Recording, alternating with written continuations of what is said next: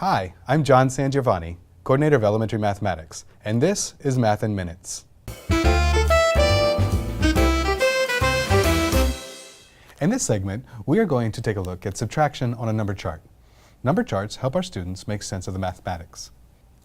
Let's look at the example 65 minus 32. In this problem, students can begin with 65 and count back by ones.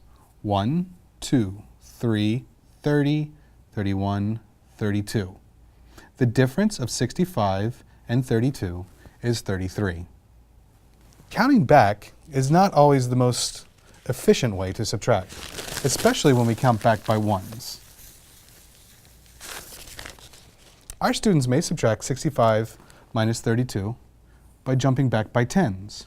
Beginning with 65, they can count back by 10, 20, 30, and then by ones. 30, 31, 32. The difference of 65 and 32 is 33. In time, we'll want our students to subtract with groups of numbers. For example, 65 minus 32 may be thought of as 65 minus 30 minus 2 more. Again, the difference is 33. And when our students are most efficient with these strategies, they may think of 65 minus 30 minus 2 more.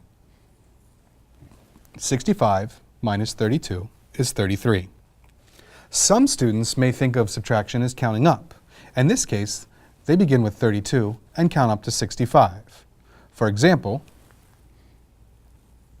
they start with 32 and count by ones.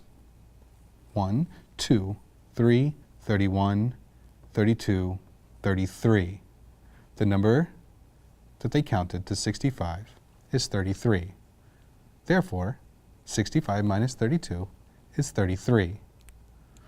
This can be a terribly inefficient strategy.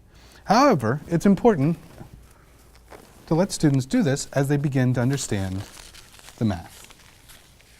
In time, when thinking about counting up, they can begin with 32 and count on by tens and then ones until they arrive at 65. In this case, 10 more, 20 more, 30 more, 31, 32, 33 more. 65 is 33 more than 32, or 65 minus 32 is 33. As we know, subtraction means take away, but it also means finding the difference between two numbers. We can use a number chart to show the difference between two numbers. In this problem, we're trying to find the difference between 65 and 32. Students can count by ones or by tens to show the difference between these two numbers. In this case, the difference is 33. In that example, we looked at how the number chart can help us make sense of subtraction. That problem did not feature regrouping. However, the number chart can help our students make sense of situations in which they regroup. Let's look at a different problem.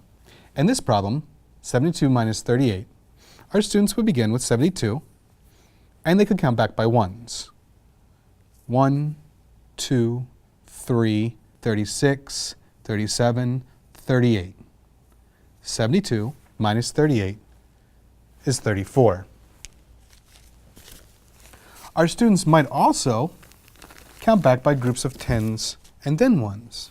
Beginning with 72, 72 minus 10, 20, 30, 31, 32, 33, 34, 35, 36, 37, 38.